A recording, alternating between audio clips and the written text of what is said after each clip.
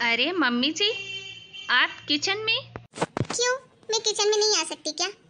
बोल तो ऐसे रही है जैसे भूत देख लिया हो। अरे नहीं मम्मी जी, ऐसी बात नहीं है। लेकिन आप किचन में क्या कर रही हैं? कुछ ज़रूरत थी तो मुझे बोल देती।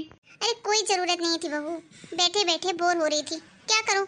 सोचा घर के काम में ही थोड़ी मदद कर दूं तेरी। सोचा सब्जियां ही काट दूं जब तक। क्या मम्मी जी, आप सब्जियां काटेंगी? लेकिन क्यों? मैं हूं ना खाना बनाने के लिए। 2 मिनट का टाइम लगता है, मैं फटाफट कर लूंगी। आप क्यों परेशान होते हो?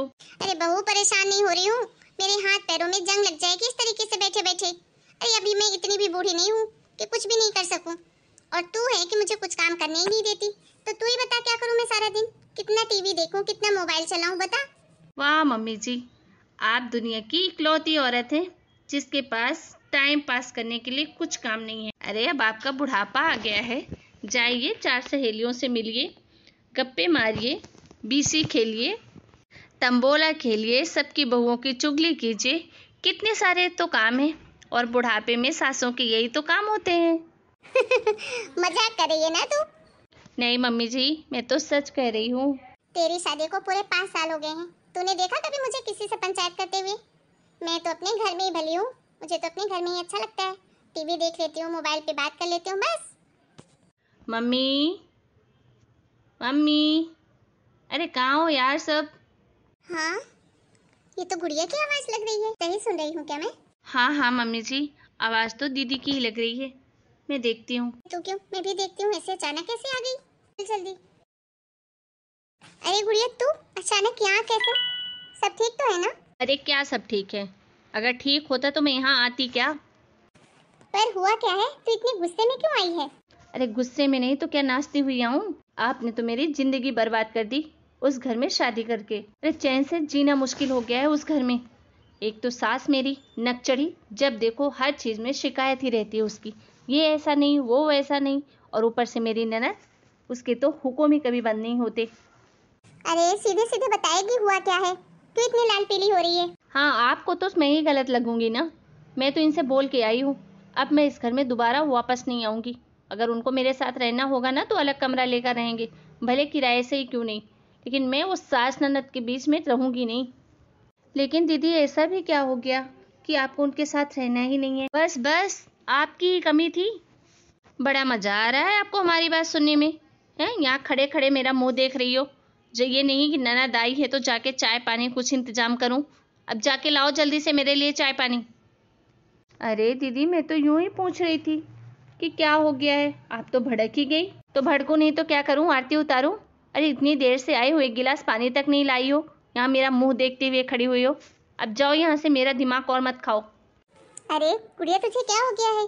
ये कौन सा तरीका अपनी भाभी से बात करने का? बस मम्मी, आप तो बोलो ही मत। आपके लाड प्यार का नतीजा है कि ये सर पे चढ़ गई है।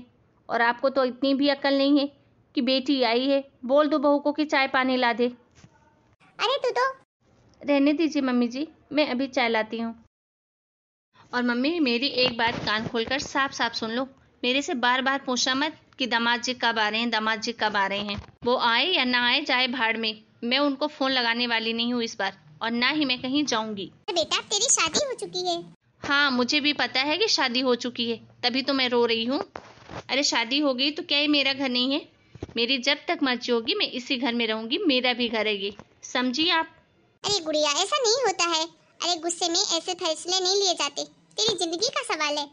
मेरी जिंदगी है ना, मैं देख लूंगी, आप बीच में मत पड़ो। लीजिए दीदी, चाय आपकी।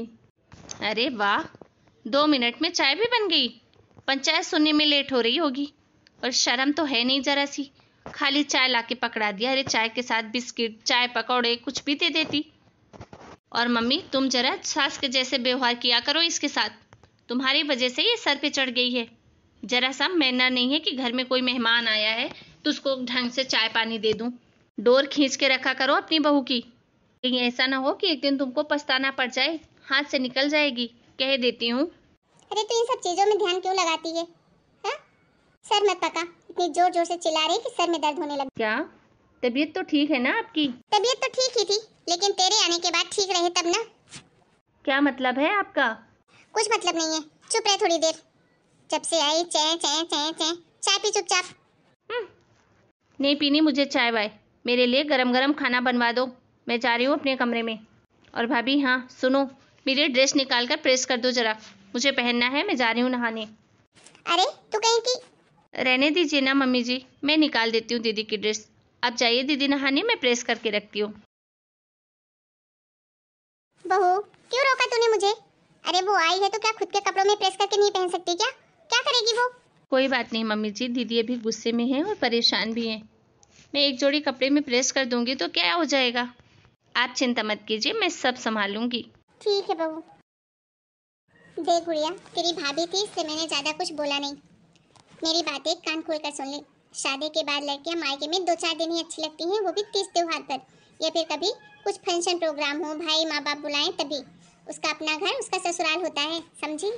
आप कहना क्या चाहती हो मम्मी? यहाँ मेरा कोई हक नहीं है, मैं ससुराल में कितनी परेशान हूँ उसके बाद भी आप चाहते हो कि मैं अपने ससुराल जाऊँ? बेटा ये परेशानी हर ससुराल में होती है, थोड़ा टाइम तो दे। तेरी भाभी भी तो हम सबका ध्यान रखती है ना, और तू भी तो अपनी भाभी पे हुक्म चलाती है। तू भी तो उसकी ननद है ना, तो देख तो खुद को कैसा व्यवहार करती है उसके साथ। और जब वही व्यवहार तेरी ननद तेरे साथ करती है तो तुझे बहुत बुरा लगता है। तू बोलती है कि मैं उन लोगों के साथ रहूंगी नहीं, तो क्या तेरी भाभी भी बोल दे कि मुझे इन लोगों के साथ नहीं रहना है? अरे मम्मी ये सब क्या कह रही हो आप? सच कह रही हूँ। अपनी ये पट्टी उतार और जरा ढंग से सोच। तेरी एक छोटी सी नादानी की वजह से हंसता खेलता तेरा पूरा घर गृहस्थी बर्बाद हो जाएगा और समाज में बदनामी होगी, वो अलग। मैं मानती हूँ कि अगर बेटी को कोई दिक्कत परेशानी होती है तो मायके ही आती है, लेकिन दिक्कत परेशानी भी असली होनी चाहिए। ये नहीं कि मेरा पति लेट से आया, मेरे पति ने बर्थडे में गिफ्ट नहीं दिया, मेरी ननद ने मुझसे पानी मांग लिया, मेरी सास गरम गरम खाना मांग ली। अरे कोई वजह होती है घर छोड़ के जाने की? मैं तेरी माँ हूँ, कोई दुश्मन नहीं। जो कह रही हूँ तेरे भले के लिए कह रही हूँ। एक बार ठंडे दिमाग से सोच ले और फिर ही कोई फैसला करना। और मुझे ये बात भी अच्छे से पता है कि दामाद जी कितने अच्छे हैं। अरे उनकी तो बेचारे की जबान नहीं चलती तेरे सामने, तू ही चैं चैं चैं चैं करती रहती है। क्या मेरी माँ हो के मेरे बारे में ऐसा सोचती हो आप? हाँ तेरी माँ हूँ तभी ऐसा सोच रही हूँ, क्योंकि तुझे बचपन से जानती हूँ, तुझे पैदा किया है। तेरी आदतें कैसी हैं सब पता है मुझे। मुझसे झूठ बोलने की कोई जरूरत नहीं है तुझे। दामाद जी को फोन लगा और उनको बोल के तुझे लेने आए, और चुपचाप अपने ससुराल जाओ और अपनी घर गृहस्थी संभाल, समझी? और हाँ, अगली बार ना बिना बुलाए या बिना तीज त्योहार पे मुंह उठा के आ मत जाना यहाँ, जब तक कोई असली बात ना हो। ठीक है मम्मी, शायद आप सही कह रही हो, भाभी भी तो हम सबको झेलती ही है ना। लेकिन इतना तो मुझे समझ में आ गया है कि भाभी के साथ मैं जैसा बर्ताव करती हूँ भाभी को भी उतना ही बुरा लगता होगा जितना कि मुझे लगता है जब मेरी ननद मेरे साथ करती है। तो आज के बाद मैं भाभी के साथ कभी ऐसा व्यवहार नहीं करूँगी। ठीक है मम्मी, अब मैं आई क्यों तो आज तो रुक जाने दो, मैं रात में इनको फ़ोन कर दूंगी, ऑफिस से लौटते समय मुझे ले जाएंगे। ठीक है, ये हुई ना बात समझदारी वाली। हेलो दोस्तों, कैसे हैं आप लोग? आपको हमारी ये आज की कहानी कैसी लगी हमें कमेंट करके ज़रूर बताइए। फिर मिलेंगे एक नई कहानी के साथ, तब तक के लिए आप सभी को राम राम। अपना और अपने घर परिवार का खूब ध्यान रखिए।